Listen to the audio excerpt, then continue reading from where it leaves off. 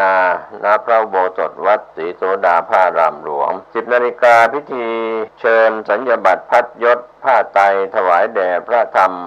วชิรโกศลโดยสำนักงานพระพุทธศาสนาแห่งชาติ 11 นาฬิกาถวายภัตตาหารเพลแด่พระธรรมจาริกพระภิกษุสามเณรจำนวน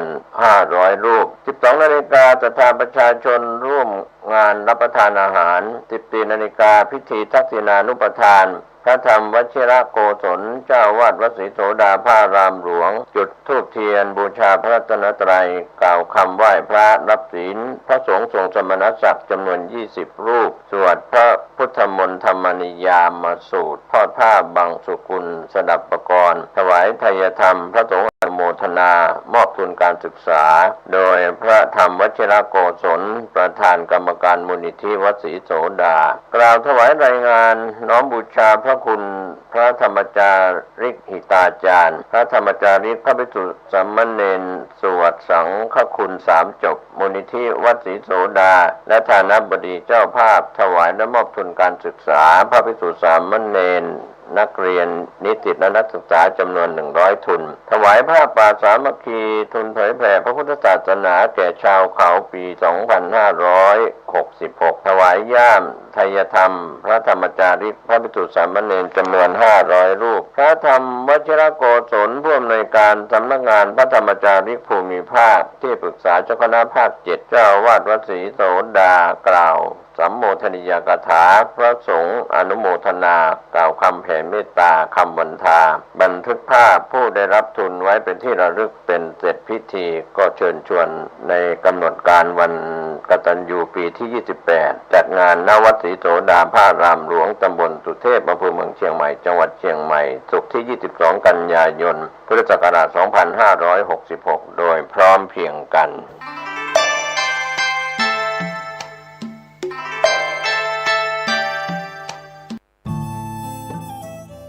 ท่านกำลังติดตามรับฟังสถานีวิทยุกระจายเสียงพระพุทธศาสนาแห่งชาติและสังคม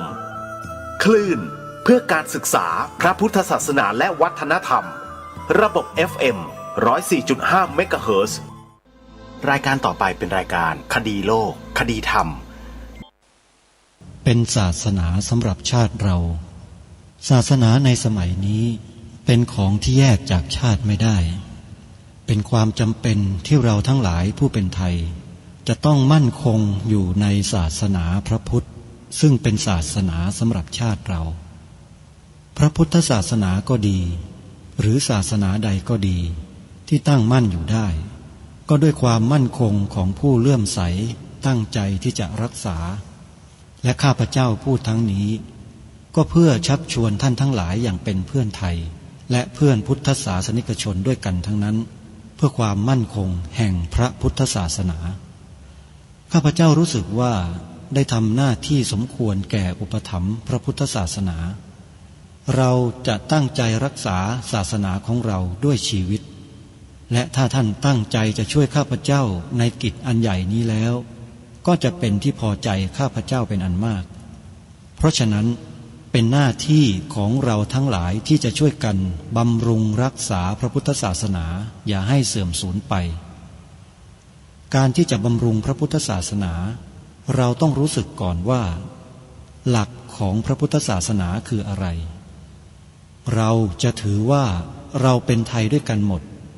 เราจะต้องรักษาความเป็นไทยของเราให้ยั่งยืนเราจะต้องรักษาพระพุทธศาสนาให้ถาวรวัฒนาการอย่างที่เป็นมาแล้วหลายชั่วโคตรของเราทั้งหลายพระบรมราโชวาทของพระบาทสมเด็จพระมงกุฎเกล้าเจ้าอยู่หัวรัชกาลที่ 6พระบรมราโชวาทก็ดีพระราชนิพนธ์ก็ดีหรือพระบรมราชโองการของพระมหากษัตริย์ถือเป็นบทบัญญัติแห่งกฎหมายทั้งหมดทั้งสิ้นการบัญญัติให้พระพุทธศาสนาเป็นศาสนาประจำชาติไทยไว้ในรัฐธรรมนูญจึงเป็นสิ่งที่ถูกต้องทั้งกฎหมายและทางโบราณราชประเพณีการบัญญัติให้พระพุทธศาสนาเป็นศาสนาประจำชาติไทยไว้ในรัฐธรรมนูญย่อมเป็นหลักค้ำประกันให้กับประชาชนคนไทยว่าตนได้ปฏิบัติ ตามกฎหมายอย่างแท้จริงการบัญญัติให้พระพุทธศาสนาเป็นศาสนาประจำชาติไทยไว้ในรัฐธรรมนูญมิได้เป็นการลิดรอนสิทธิเสรีภาพของผู้ใดแต่เป็นการยืนยันความจริงตามกฎหมายและประวัติศาสตร์ชาติไทยการบัญญัติให้พระพุทธศาสนาเป็นศาสนาประจำชาติไทยไว้ในรัฐธรรมนูญจะทำให้พระพุทธศาสนาได้รับการอุปถัมภ์และคุ้มครองจากรัฐดุจเดียวกันกับที่องค์พระมหากษัตริย์ทรงกระทำมาการบัญญัติให้พระพุทธศาสนาเป็นศาสนาประจำชาติไทยไว้ในรัฐธรรมนูญจะป้องกันพระพุทธศาสนาไม่ให้ถูกลัทธินิกายนอกศาสนากระทำการใดๆได้ด้วยอุบายต่างๆนานาการบัญญัติให้พระพุทธศาสนาเป็นศาสนาประจำชาติไทยไว้ในรัฐธรรมนูญจะทำให้สังคมไทยมีแต่ความสุขร่มเย็นเป็นธรรมทั้งต่อคนศาสนาอื่นและคนสัญชาติอื่นได้อย่างแท้จริงแต่ถ้าไม่บัญญัติให้พระพุทธศาสนาเป็นศาสนาประจำชาติไทยไว้ในรัฐธรรมนูญในอนาคตประเทศไทยจะต้องตกอยู่ในสถานะเดียวกันกับพื้นที่3 จังหวัดชายแดนจันทร์ถึงวันศุกร์และวันเสาร์อาทิตย์ทางสถานีวิทยุแห่งนี้ท่านผู้ฟังสามารถใช้โทรศัพท์มือถือของท่านติดตามรับฟังรายการคดีโลกคดีธรรมได้โดยสะดวกเพียงท่านใช้โทรศัพท์มือถือระบบ Android ดาวน์โหลดแอปพลิเคชันที่ชื่อว่าวิทยุพุทธศาสนาทั่วไทยไว้ในโทรศัพท์ของท่านเพียงเท่านี้ท่านก็จะสามารถรับฟังรายการคดีโลกคดีธรรมได้ทุกวันวันหนึ่งรายการนี้ออกอากาศผ่านแอปพลิเคชันนี้5 เวลาคือ9 นาฬิกาฟังได้ที่วัดหนองกายและวัดอารามมงคลอยู่ในแอปพลิเคชันดังกล่าวนี้ในลำดับที่15และลำดับที่2โดยลำดับเวลา10 นาฬิกาฟังได้ที่สถานีวิทยุวัดป่าจริยธรรมอยู่ในลำดับที่1เวลา11 นาฬิกาเวลาเพลฟังได้ที่สถานีวิทยุวัดฝายหินอยู่ในลำดับที่32เวลา13 นาฬิกาหรือบ่ายโมงตรงฟังรายการนี้ได้อีกครั้งหนึ่งทางสถานีวิทยุวัดบ้านปลาคูนอยู่ในลำดับที่31และเวลา1 นาฬิกาหรือตี 1สามารถฟังได้อีกครั้งหนึ่งทางสถานีวิทยุวัดฝายหินนี่คือรายการคดีโลกคดีธรรมที่ออกอากาศทางสถานีวิทยุพระพุทธศาสนาแห่งชาติคลื่นต่างๆขอกราบขอบพระคุณผู้อำนวยการสถานีวิทยุพระพุทธศาสนาแห่งชาติคลื่นต่างๆที่เอื้อเฟื้อเมตตาต่อรายการคดีโลกคดีธรรมมาโดยตลอดให้ได้ทำหน้าที่นำข่าวสารข้อมูลนำสาระที่เป็นประโยชน์ต่อส่วนรวมมานำเสนอต่อท่านผู้ฟังในรายการภ ผ่านสถานีวิทยุของครูบาอาจารย์ทุกๆท่านผู้หน้าที่สิ่งเหล่านี้ก็จะถูกกลืนหายไปจนหมดสิ้นอย่างเช่นสีขาวในธงชาติไทยของเราเนี่ยทางรายการย้ำมาโดยตลอดว่ามีคนอยู่จำพวกหนึ่งที่ไม่ต้องการให้สีขาวนั้นหมายถึงพระพุทธศาสนาแต่ต้องการให้สีขาวหมายถึงอย่างอื่นทางรายการพอทราบข้อมูลเห็นหลักฐานที่ปรากฏเด่นชัดที่เป็นไปในทำนองดังกล่าวก็อดใจไว้ไม่ได้ที่ต้องการจะนำมาบอกกับพี่น้องคนไทยของเราทั่วประเทศผ่านรายการคดีโลกคดีธรรมบ้างผ่านรายการตระเวนคนตระเวนธรรมทางสถานีโทรทัศน์ดีทีวีบ้างผ่านทางโลกโซเชียลเน็ตเวิร์กบ้างเพื่อต้องการให้พวกเราพี่น้องคนไทยเรานั้นไม่หลงประเด็นไปตามคนพวกนี้ก็จึงนำเอาความถูกต้องมาเผยแพร่แล้วก็มารณรงค์เชิญชวนให้พวกเราได้ทำหน้าที่กัน3 ข้อเพราะหน้าที่3 ข้อที่ให้กระทำนี้เนี่ยเป็นเหตุเป็นปัจจัยเนื่องกันทั้ง3 ข้อเลย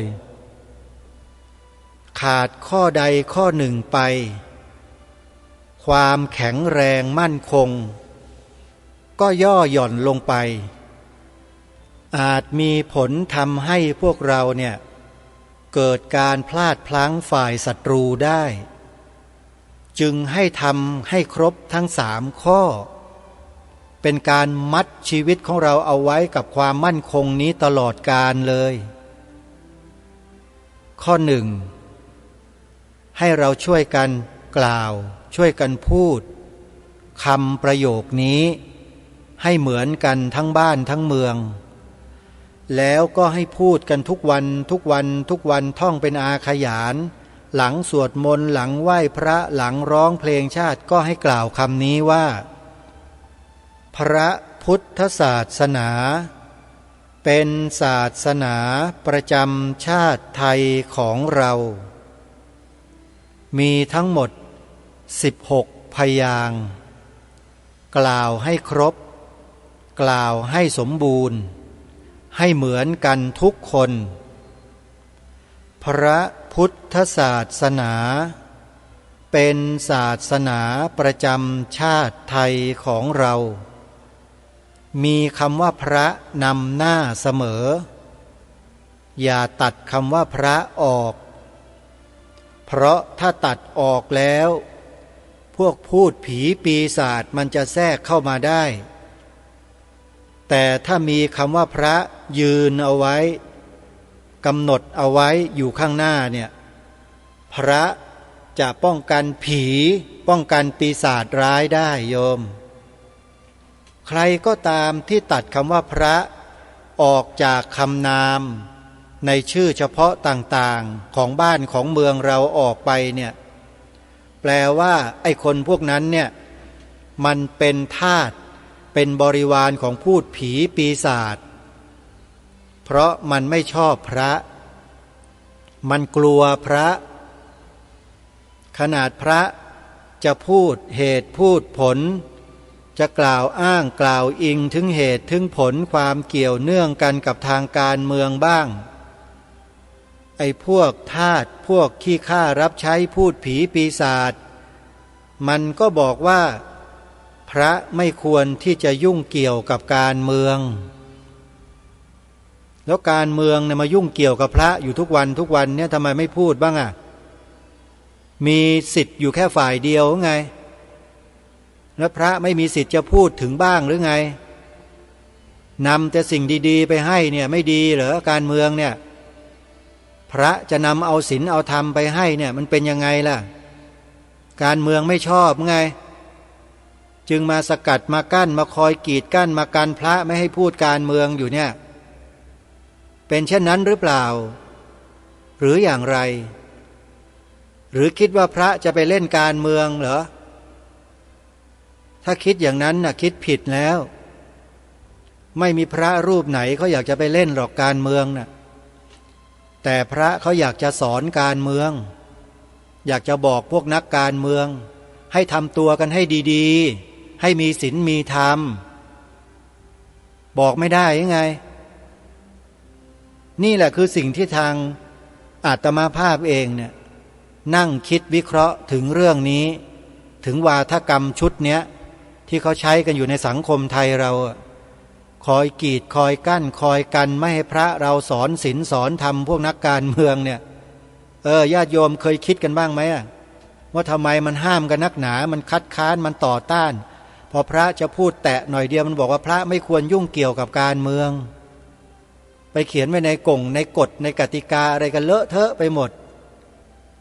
ญาติโยมคิดว่าไงพระจะนำศีลธรรมไปให้เอาความดีไปให้ปฏิบัติไปให้ศึกษาเรียนรู้ไปปฏิบัติกันบ้างเพราะข่าวการเมืองมันออกมาไม่ค่อยจะดีพระท่านก็สงสารเมตตาแต่กลับมาด่าพระมาว่าพระกันซะอีกนะบ้านเมืองมันถึงไม่เจริญกันสักทีก็เพราะแบบนี้แหละรังเกียจพระกีดกันพระนี่แหละ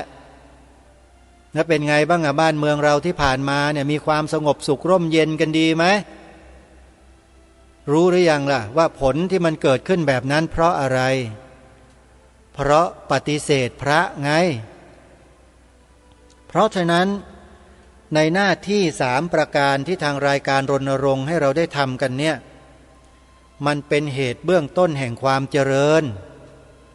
ไม่มีเสื่อมเลยการให้พวกเราคนไทยได้พูดได้กล่าวคำว่าพระพุทธศาสนาเป็นศาสนาประจำชาติไทยของเราเนี่ยมีใครคนไหนบ้างที่บอกว่าคำพูดชุดนี้เป็นเหตุแห่งความเสื่อมมีใครบ้างที่จะยืนยันว่าคำนี้จะทำให้เสื่อมช่วยออกมาประกาศให้กับสื่อสาธารณะชี้แจงให้กับสื่อสาธารณะสื่อใหญ่ๆของประเทศนี้ให้ประชาชนได้ยินหน่อยสิออกมาชี้แจงเหตุผลหน่อยสิว่าคำพูดคำกล่าวประโยคนี้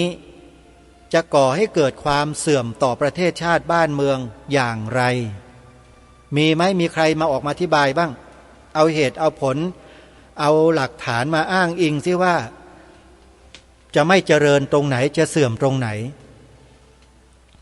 ถ้าไม่มีก็แปลว่ายอมรับว่ามีแต่เจริญฝ่ายเดียวเมื่อมีแต่เจริญฝ่ายเดียวก็ควรเป็นสิ่งที่คนไทยเราควรจะช่วยกันสืบสารรักษาต่อยอดใช่ไหมไม่ใช่มานิ่งๆเฉยๆกันอยู่จริงหรือไม่แล้วเราได้สืบสารรักษาต่อยอดสิ่งนี้กันหรือยังนี่คือคำถามที่รายการนี้ถามท่านผู้ฟังมาโดยตลอดว่าท่านได้ทำหน้าที่ของท่านหรือยังทางรายการไม่ได้บีบบังคับแต่นำเหตุนำผลมากล่าวมาพูดมาชี้แจงแสดงอธิบายให้เข้าใจว่า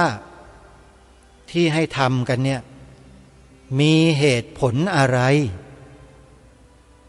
พูดมาเยอะแล้วเหตุผลเนี่ยแล้วถ้าหากใครมีข้อสงสัยไม่ยอมเข้าใจสักทีเนี่ยนะโทรมาคุยกับอาตมาได้เลยมาถามมาคุยกันด้วยเหตุด้วยผลอย่าใส่อารมณ์นะใส่อารมณ์แล้วช่วยอะไรไม่ได้นะจะบอกให้เตือนไว้ก่อนถ้ายังมีข้อสงสัยอยู่เกี่ยวกับหน้าที่3ข้อที่ให้ทำกันเนี่ยมันเดือดร้อนมันลำบากมันยากมันทุกข์มันเข็ญมันอะไรต่างๆเนี่ยมันไม่สบายใจเนี่ยโทรมาคุยกันดูสิมันไม่สบายใจตรงไหนมันเป็นยังไงจะได้แก้ให้ไม่ใช่อะไรหรอกไอ้ปมที่มันเป็นทุกข์เป็นร้อนอยู่เนี่ยจะแก้ให้ จะได้หายจากอาการทุกข์ร้อนเดือดร้อนใจสักทีหนึ่งส่วนใครที่ไม่ได้มีความเดือดเนื้อร้อนใจมีความเข้าใจในสิ่งนี้แล้วเนี่ยเราก็ทำหน้าที่ของเราไปเรื่อยๆทำไปบ่อยๆเนืองๆอย่าหยุดไม่ได้นะเรื่องนี้หยุดไม่ได้เลยถ้าหยุดเมื่อไหร่ศัตรูมันตัดขาดแล้วมันสวมเอาของใหม่เข้ามาเลยนะจะบอกให้นะอันนี้พูดแบบสรุปรวมๆให้เห็นภาพถ้ารายละเอียดมันเยอะเพราะว่าหลักฐานที่ได้มาเนี่ยมันมีหลายอย่างทั้งตัวบุคคลที่มีชื่อมีนามสกุลทั้งหลักฐานเอกสารทั้งโซเชียลทั้งคำบอกเล่าอะไรต่อมีอะไรมันมีเยอะซึ่งทางรายการก็ได้ส่งไปให้กับทีมงานอปพสเรียบร้อยแล้วส่วนหนึ่งเท่านั้นนะทีมงานอปพสให้ทราบด้วยว่าสิ่งที่ส่งไปนั้นน่ะเป็นเพียงแค่ส่วนหนึ่งใน10ยังมีอะไรอีกเยอะที่ยังไม่ส่งไปให้ค่อยๆทยอยส่งไปรณรงค์ไปทำไปเชิญชวนพี่น้องคนไทยเราให้ทำสิ่งนั้นให้ได้กันก่อนนะแล้วเดี๋ยวค่อยมาว่ากันในลำดับต่อไปเหมือนกับพวกเราในวันนี้ที่เรากำลังฟังรายการคดีโลกคดีธรรมอยู่นี้ก็เช่นเดียวกันเราคนไทยเราต้องทำหน้าที่ในฐานะของความเป็นคนไทยสิ่งใดที่บ่งบอกถึงความเป็นไทยเราในฐานะคนไทยก็ต้องช่วยกันสืบสารรักษาต่อยอดความเป็นไทยตรงนั้น3 ข้อที่ให้ทำนี่แหละคือความเป็นไทยหรือใครจะเถียงอีกว่าไม่ใช่ก็โทรมาก็ต้องบอกว่าให้โทรมาเลยรับโทรศัพท์อยู่แก๊ง call center โทรมายังรับเลยโยมพอรับเสร็จอาตมาก็เล่นสนุกกับกองแก๊ง call center ไปหลายรอบแล้วอ้างว่าเป็นตำรวจอ้างว่าเป็นไอ้นั่นเป็นไอ้นี่ข้าราชการตมสรรพากรอะไรเนี่ยโอ้ยเล่นก็มันสนุกเลยโทรมาเนี่ยไอ้พวกเนี้ยชอบนักโทรมาเยอะๆรอรับอยู่ไอ้แก๊ง call center ทั้งหลายเนี่ยคนเราถ้ามันมีความเชื่อมั่นในตัวเองแล้วมีความรู้มีความเข้าใจในธรรมชาติของชีวิตรูปนามขันธ์5ศึกษามาด้วยดีปฏิบัติมาจนพอสมควรแก่การที่จะตัดสินใจตนเองได้แล้วเนี่ยมันไม่มีอะไรน่ากลัวเลยในจักรวาลนี้เพราะมันมีสภาวะเดียวกันหมดอันนี้ต้องไปฝึกฝนไปศึกษาให้ดีก่อนที่จะพูดแบบนี้นะไปพูดมั่วๆไม่ได้นะท่านนะอย่าไปทำอย่างนั้นคือถ้าไม่รู้จริงไม่เข้าใจจริงอย่าไปพูดคนอื่นเขาถามกลับมาแล้วจะตอบอะไรเขาไม่ได้แต่ถ้าเราศึกษามาดีเรียนรู้มาดีแล้วก็ปฏิบัติมาพอสมควรแล้วเนี่ยผ่านประสบการณ์ทางโลกมาพอสมควรทางธรรมก็ไม่น้อยเนี่ยนะเราตอบคำถามได้แม้แต่เรื่องที่เราพูดออกอากาศไปเนี่ยให้พวกเราได้ทำหน้าที่กัน3 ข้อเนี่ยตอบได้ทุกข้อว่าทำไมให้ทำไปเพื่ออะไรยังไงแบบไหนมีหลักฐานไหมตอบได้หมดเพราะถ้าตอบไม่ได้ก็จะไม่ทำอย่างนี้หรอกเตรียมความพร้อมไว้หมดแล้วนะฮะเพราะฉะนั้นสิ่งที่เราจะต้องช่วยกันก็คือทำหน้าที่แล้วทีนี้เราทำกันหรือยังนั่นแหละคือปัญหาแล้วว่าเราทำกันหรือยังถ่ายทอดความเป็นไทยในข้อที่1ให้ลูกหลานเยาวชนของเราหรือยังเพื่อนมิตรสหายของเราครอบครัวเราหรือยังให้เขากล่าวให้เขาพูดคำนี้กันเป็นหรือยังพระพุทธศาสนาเป็นศาสนาประจำชาติไทยของเราที่ต้องให้กล่าวคำนี้ ก็เพราะเล็งเห็นอย่างชัดเจนชัดแจ้งแล้วว่าพระพุทธศาสนาเท่านั้นที่จะสร้างความเจริญรุ่งเรืองให้กับหมู่มนุษย์ได้จริงๆปราศจากการเบียดเบียนโดยประการทั้งปวงได้จริงๆจึงยกสิ่งนี้ขึ้นมาให้พวกเรานั้นช่วยกันอย่าลังเลเลยท่านผู้ฟังทั้งหลายทั้งพระทั้งโยมเราเนี่ยอย่าลังเลนะคิดจะทำอะไรเพื่อชาติบ้านเมืองเพื่อพระพุทธศาสนาเพื่อสถาบันพระมหากษัตริย์ของเราแล้วเนี่ยอย่าลังเลอย่าสงสัยทำทันทีแล้วก็ทำให้ต่อเนื่องทำซ้ำๆทำย้ำแล้วย้ำอีกย้ำทำย้ำซ้ำทำไปเรื่อยๆพระพุทธศาสนาเป็นศาสนาประจำชาติไทยของเรากล่าวไปเรื่อยๆกล่าวให้มันได้ทุกที่ทุกสถานในการทุกเมื่อถ้ามีโอกาสแต่ไม่ใช่เดินไปกล่าวไปเนี่ยเดี๋ยวเขาก็หาว่าบ้าอีกดูกาลเทศะด้วยนะโยมในจังหวะและโอกาสที่เหมาะสมเราก็ประกาศออกไปพูดออกไปแต่ไม่ต้องไปถามเขาให้มันยุ่งยากมากเพียงแค่บอกเขาไปว่าสิ่งนี้คือความเป็นไทยของเรานะพระพุทธศาสนาเป็นศาสนาประจำชาติไทยของเราเนี่ยนี่แหละคือความเป็นไทยเราต้องช่วยกันสืบสารรักษาต่อยอดช่วยกันจดจำถ้อยคำประโยคนี้กันไว้ให้ดีแล้วก็ช่วยกันกล่าวช่วยกันพูดช่วยกันถ่ายทอดให้ลูกหลานเยาวชนเราด้วยให้เขาได้พูดคำนี้ตามพวกเราเพราะต่อไปเราก็จะเป็นบรรพบุรุษของพวกเขาเขาเติบใหญ่มามีลูกมีหลานมีเหลน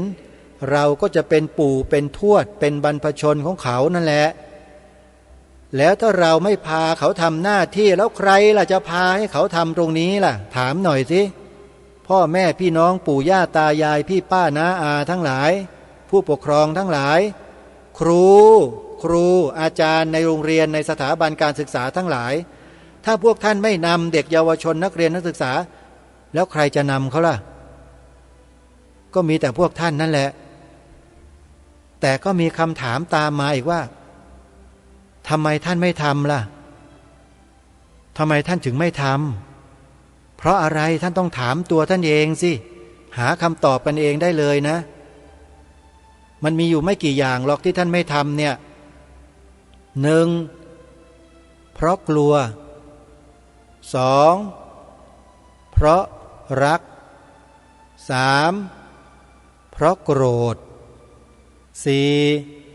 เพราะหลงก็มีอยู่สี่ข้ออคติสี่ไงก็มีอยู่แค่นี้แหละเหตุผลที่ไม่ทำอย่างใดอย่างหนึ่งแต่ถ้าคนที่ปราศจากอคติแล้วมีจิตใจที่ซื่อตรงต่อประเทศชาติบ้านเมืองของตนเองแล้วเนี่ยเขาจะไม่ลังเลเลยเขาจะทำแบบไม่มีเงื่อนไขเขาจะนำไปถ่ายทอดให้กับลูกหลานเด็กเยาวชนนิสิตนักศึกษาของเขาเนี่ยอย่างราบรื่นอย่างมั่นใจเหมือนอย่างอาจารย์ท่านหนึ่งอดีตเป็นตำรวจอยู่ที่แปลงยาวฉะเชิงเซาเนี่ยเป็นครูสมาธิของสถาบันพลังจิตานุภาพด้วยสาขา2 1 3ประกาศให้เลยนี่แหละท่านนี้แหละเป็นจิตอาสานำสิ่งที่ทางรายการคดีโลกคดีธรรมรณรงค์เนี่ยไปถ่ายทอดให้กับเด็กนักเรียนที่ท่านเข้าไปอบรมเข้าไปสอนเข้าไปให้ความรู้ที่จังหวัดฉะเชิงเซาเป็นจังหวัดแรกทำแล้วนี่เขาทำแล้วนะนำความหมายพระราชทานธงไตรรงค์ไปเผยแพร่แล้วนำคำกล่าวที่ว่าพระพุทธศาสนาเป็นศาสนาประจำชาติไทยของเราเนี่ยไปให้นักเรียนในชั้นประถม ชั้นมัธยมที่เข้าไปอบรมเนี่ยได้กล่าวตามแล้วครั้งหนึ่งเป็นพันๆคนน่ะท่านคิดดูดิแล้วถ้าทุกโรงเรียนในประเทศไทยทำพร้อมๆกันเนี่ยเราจะได้เด็กเยาวชนที่มีสำนึกในความเป็นไทยร่วมกันสืบสานรักษาต่อยอดความเป็นไทยอีกเป็นจำนวนหลาย10 ล้านชีวิตมันจะดีแค่ไหนท่านลองคิดดูปัญหามันอยู่ที่เราไม่ทำกันเองเราเฉยเราทอดทุระมันเป็นธุระของทุกคนที่เป็นคนไทยทุกคนนะมันเป็นหน้าที่ของคนไทยทุกคนไม่ว่าคุณจะนับถืออะไรก็แล้วแต่นี่คือความเป็นไทยถ้าคุณยังรักที่จะอยู่ในประเทศไทยบนผืนแผ่นดินไทยผืนนี้คุณก็ต้องช่วยกันทำหน้าที่ใน3 ข้อนี้ด้วยถ้าทำข้อที่3ไม่ได้คุณก็ทำ2 ข้อก็ได้ซึ่งจะบอกต่อไปข้อที่2ว่าสิ่งที่ท่านต้องทำกันทุกคนในข้อที่2นี้ก็คือจดจำบทพระราชนิพนธ์ความหมายธงไตรรงค์ให้ได้ทางรายการได้ทำการโพสต์ไว้ใน YouTube แต่งเป็นบทเพลงมีเนื้อร้องมีทำนองความหมายพระราชทานธงไตรรงค์อยู่ในบทเพลงนี้แล้วถ้าใครพิมพ์เข้าไปคำว่าความหมายธงไตรรงค์ก็จะหาเจอแล้วท่านก็ลองเปิดฟังดูแล้วก็ท่องตามนั้นเลยขอร่ำรำพันบรรยายความคิดเครื่องหมายแห่งสีทั้ง3งามถนัดขาวคือบริสุทธิ์สีสวัสดิ์หมายพระไตรรัตน์และธรรมะคุ้มจิตไทยแดงคือโลหิตเราไซร้ซึ่งยอมสละได้เพื่อรักษาชาติศาสนาน้ำเงินคือสีโสภาอันจอมประชาทะโปรดเป็นของส่วนองค์จัดริ้วเข้าเป็นไตรรงค์จึงเป็นสีธงที่รักแห่งเราชาวไทยทหารอวตารนำไปยงยุทธวิชัยวิชิตก็ชูเกียรติสยามนี่คือบทพระราชนิพนธ์ความหมายธงไตรรงค์ฉบับสมบูรณ์ที่เราคนไทยทุกคนจะต้องน้อมเกล้าใส่กระหม่อมจดจำเอาไว้ให้ชั่วนิจนิรันดร์การส่งต่อให้ลูกหลานเยาวชนของเรา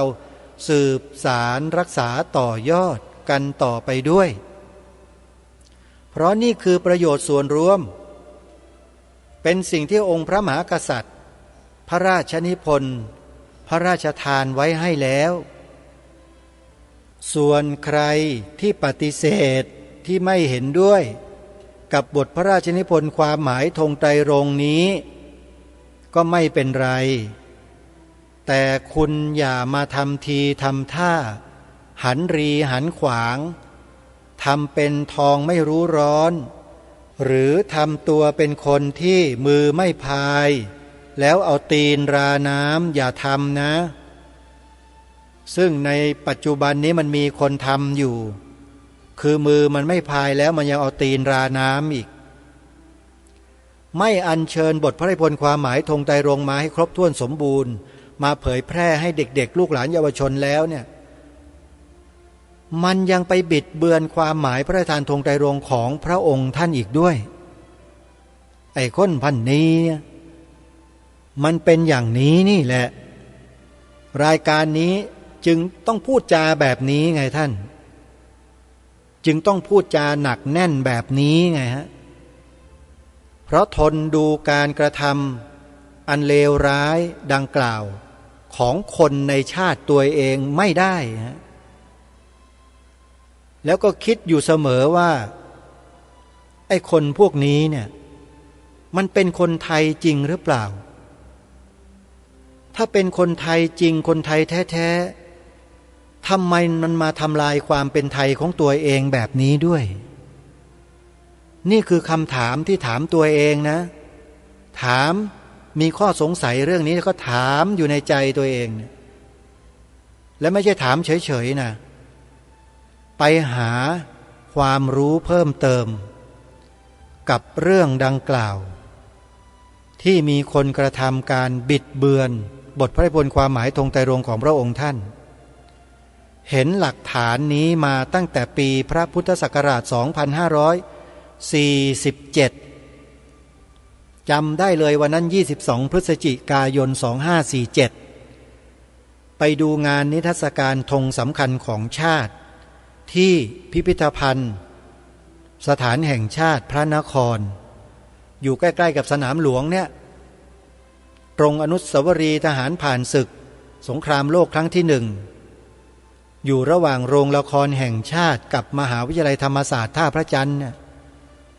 นั่นแหละวันนั้นแหละเดินไปดูแล้วจึงไปเห็นหลักฐานครั้งแรกอยู่ในแผ่นพับที่เขาแจกในงานนิทรรศการพอเห็นข้อความบิดเบือนเท่านั้นแหละไอ้เลือดของความรับผิดชอบต่อประเทศชาติบ้านเมืองต่อสถาบันพระพุทธศาสนาต่อสถาบันพระมหากษัตริย์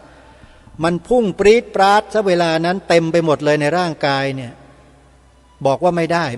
อย่างนี้ไม่ได้ยอมไม่ได้คิดอยู่อย่างนี้ตลอดแล้วก็นำเรื่องนี้ออกเผยแพร่ทันทีเลยบอกไปยังเจ้าคณะพระสังฆาธิการทั่วประเทศที่มีรายชื่อทำเนียบของพระสังฆาธิการอยู่ในมือส่งไปหมดด้วยเงินทุนของตัวเองด้วยนะตอนนั้นทำงานอยู่ที่ศูนย์พิทักษ์พระพุทธศาสนาแห่งประเทศไทยก็ขอยืมเครื่องถ่ายเอกสารที่ศูนย์นั่นแหละถ่ายสำเนาถ่ายแล้วก็เขียนคำอธิบายสั้นๆส่งถึงเจ้าคณะพระสังฆาธิการทั่วประเทศจ่ายเงินเองเงินส่วนตัวส่งไปเป็นจดหมายนี่แหละถึงบ้างไม่ถึงบ้างไม่รู้แหละแต่ส่วนมาก90%กว่าถึงหมดถึงแล้วท่านจะมีปฏิกิริยาอย่างไรแบบไหนทางนี้ไม่ได้สนใจเรื่องนั้นนะสนใจอย่างเดียวว่าส่งไปให้ท่านแล้วท่านก็เปิดอ่านให้ท่านได้เห็นข้อความแค่ปรื๊ดเดียวอ่านจบ1 รอบพอแล้วถือว่าทางรายการทำหน้าที่สมบูรณ์แล้วถ้าท่านเปิดซองแล้วอ่านนะซองจดหมายนั่นแหละคือหน้าที่ที่ทำครั้งแรกพอเลือดแห่งความรักชาติศาสนาพระมหากษัตริย์มันพุ่งปรี๊ดปราดดังกล่าวนี่ก็ทำเลยไม่รอให้มันเย็นฮะเขาบอกว่าตีเหล็กต้องตีมันตอนร้อนๆใช่ไหมรอให้มันเย็นแล้วตีลงไปมันก็งอก็หักหมดนั่นแหละอันนี้เหมือนกันฮะเวลาเราประสบกับสถานการณ์เหตุการณ์อะไรสดร้อนเนี่ยจะต้องรีบทำในเวลานั้นเลยแล้วมันจะสำเร็จแล้วก็สำเร็จจริงๆจดหมายไปถึงพระสังฆาธิการหมดทุกรูปตั้งแต่เจ้าคณะภาคลงมาจนถึงเจ้าวาดวัดทั่วประเทศส่งหมดประมาณกี่หมื่นกี่พันรูปก็ไม่รู้แหละส่งไปเยอะนะแล้วก็ดำเนินการอย่างอื่นต่อเนื่องก็คือไปสืบค้นบทพระราชนิพนธ์ความหมายธงไตรรงค์ของล้นเกล้ารัชกาลที่6ที่หอสมุดแห่งชาติท่าวาสุกรีแล้วก็ไปค้นพบหลักฐานที่หอวชิราวุธานุสรณ์ภายในหอสมุดแห่งชาติไปเจอหลักฐานอยู่ในนั้นแล้วได้ค้นพบอะไรต่อไม่อะไรซึ่งเป็นบทพระราชนิพนธ์ของล้นเกล้ารัชกาลที่6เยอะแยะมากมายเลยมีแต่สิ่งดีๆทั้งนั้นที่พระองค์พระราชนิพนธ์ไว้เนี่ยหอวชิราวุธานุสรณ์แห่งนี้เนี่ยขอบอกนะว่าเป็นมหาสมบัติอันล้ำค่าเป็นหลักฐานที่มีความสำคัญอย่างยิ่งของประเทศไทยของเราโดยเฉพาะเป็นสิ่งที่พระราชทานออกมาโดยตรงจากน้ำพระราชฤทัยขององค์พระมหากษัตริย์ไทยพระองค์หนึ่งที่มีพระนามว่า พระบาทสมเด็จพระมงกุฎเกล้าเจ้าอยู่หัวรัชกาลที่6พวกเราไปศึกษาไปเรียนรู้ไปดูไปอ่านผลงานของพระองค์ท่านกันบ้างไหมล่ะถ้าท่านไปอ่านแล้วหนังสือของพระองค์ท่านเนี่ยท่านจะวางไม่ลงทุกเล่มเพราะแต่ละเล่มพระองค์จะแทรกความสำนึกของความเป็นลูกหลานคนไทยไว้ทั้งนั้นเลยนี่คือสิ่งที่อาตมาภาพภูมิใจมากที่ได้มีโอกาสมาทำหน้าที่แล้วมาได้สัมผัสพระอัจฉริยภาพขององค์พระมหากษัตริย์พระองค์นี้ด้วยตัวเองผ่านผลงานพระราชนิพนธ์ของพระองค์ท่านมันจึงเกิดรายการคดีโลกคดีธรรมรายการนี้ขึ้นมาไงเพื่อมาพูดเรื่องนี้โดยเฉพาะเพราะฉะนั้นจะหมดเวลาแล้วท่านผู้ฟังสรุปให้เราทำกัน3ข้อที่2ผ่านไปแล้วนะฮะบทพระพลความหมายธงไตรรงค์ท่องกันให้ได้ถ้าท่องไม่ได้ให้แปลความหมายสีขาวในธงชาติไทยให้เหมือนกันคือแปลว่าสีขาวในธงชาติไทยหมายถึงพระพุทธศาสนาเท่านั้นให้กล่าวแค่นี้กล่าวให้เหมือนกันนะอย่าให้บิดเบือนอย่าให้ผิดเพี้ยนนะและข้อสุดท้ายก็คือขึ้นทะเบียนเขียนใบสมัครปฏิญาณตนเป็นพุทธมามกะตลอดชีวิตตามรอยเบื้องพระยุคลบาทอันนี้เป็นส่วนขององค์พระมหากษัตริย์ที่เราจะต้องแสดงออกถึงความจงรักภักดีสุดชีวิตคือถวายชีวิตไว้ในพระรัตนตรัยเหมือนอย่างพระองค์ท่านเรียกว่าเป็นการดำเนินรอยตามเบื้องพระยุคลบาทสืบสารรักษาต่อยอดตามพระองค์ท่านเห็นไหมฮะหน้าที่3ข้อนี้ทำให้ใครเดือดร้อนบ้างบอกมาหน่อยแล้วจะได้ประกาศให้โลกได้รู้ว่าเดือดร้อนเพราะอะไรนะท่านผู้ฟังนะวันนี้เวลาของรายการหมดท่านผู้ฟังอาตมาภาพต้องขอสมมุติยุติไว้แต่เพียงเท่านี้ก่อนวันพรุ่งนี้แล้วนะที่นัดไว้ฟังพระอาจารย์วิทยากิจจาวิชโชพูดถึงกลุ่มทูตเทวทัตทุจินกันอีกครั้งหนึ่งพรุ่งนี้พบกันขอความสุขความสวัสดีในธรรมแห่งองค์สมเด็จพระบรมศาสดาสัมมาสัมพุทธเจ้าจงบังเกิดมีขึ้นในจิตใจของท่านผู้ฟังที่ติดตามรับฟังรายการนี้มาโดยตลอดทุกท่านทุกคนเทินขอเจริญพร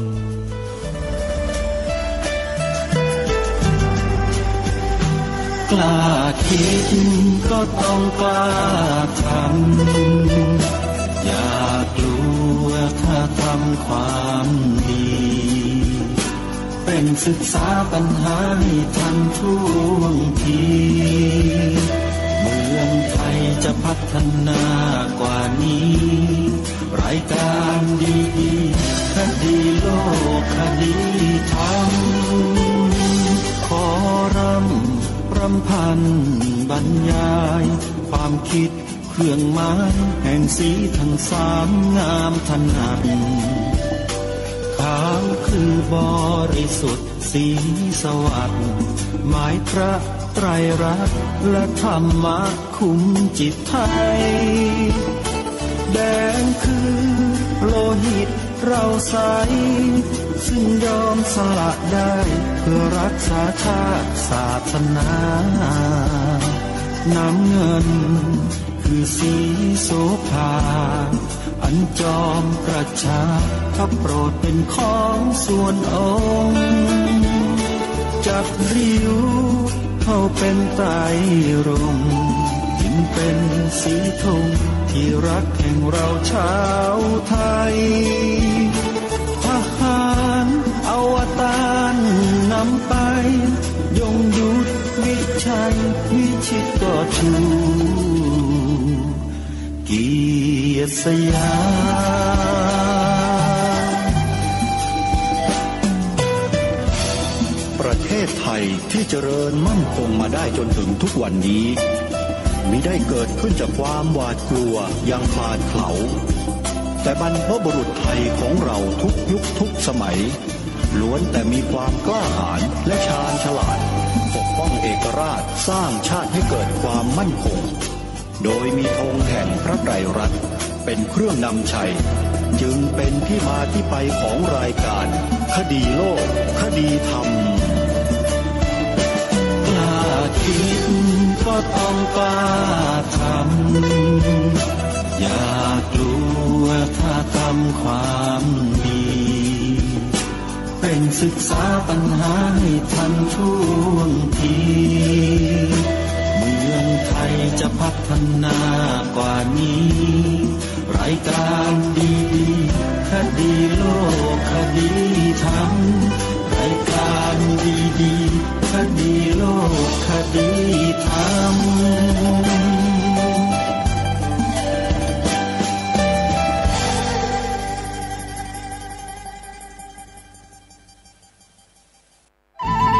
ที่จบไปแล้วนั้นเป็นรายการคดีโลกคดีธรรมดำเนินรายการโดยพระครูปลัดณรงค์ฤทธิ์ข่าวสารเพื่อการประชาสัมพันธ์ร่วมปฏิบัติบูชาเพื่อถวายเป็นอาจาริยบูชาวันครบรอบ100 ปีชาติการพระเดชพระคุณพระพรหมมงคลไฝปตนาหลวงปู่ครูบาทองสิริมังคละมหาเถระระหว่างวันที่10ถึง21กันยายนพุทธศักราช2566ณมหาสาราหไทยนเรศวัดพระธาตุสีจอมทองวรวิหารติดต่อสอบถามสำนักงานวิปัสสนา053-342-184หรือที่ท่านเจ้าคุณพระศรีเสนบาจารย์09-541-45445ลงทะเบียนที่อาคารพระธรรมในโอกาสครบรอบ100 ปีชาติการก็เชิญศรัทธาสาธุชนทั้งหลายโดยเฉพาะสมณศรัทธามูลศรัทธาสาธุชนศิษยานุศิษย์ทั้งหลายร่วมงานนี้โดยพร้อมเพรียงกัน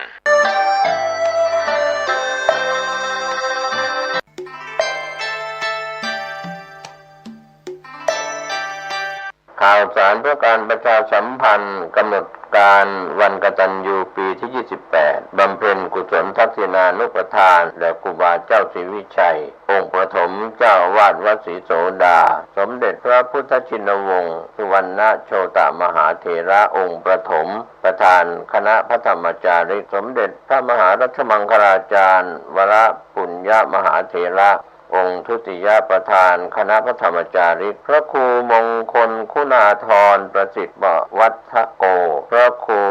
ตัดยานุกูลเสงี่ยมธีรปัญโยจัดงานณวัดศรีโสดาพระอารามหลวงตำบลสุเทพอำเภอเมืองเชียงใหม่จังหวัดเชียงใหม่วันศุกร์ที่22กันยายนพุทธศักราช2566ขึ้น8ค่ำเดือน2เหนือ7 นาฬิกาทำบุญตักบาตรวันธรรมสวนะ8 นาฬิกาทำวัดเช้าสวดมนต์เจริญจิตภาวนาณพระอุโบสถวัดศรีโสดาพระอารามหลวง10 นาฬิกาพิธีเชิญสัญญบัตรพัดยศผ้าไตรถวายแด่พระธรรม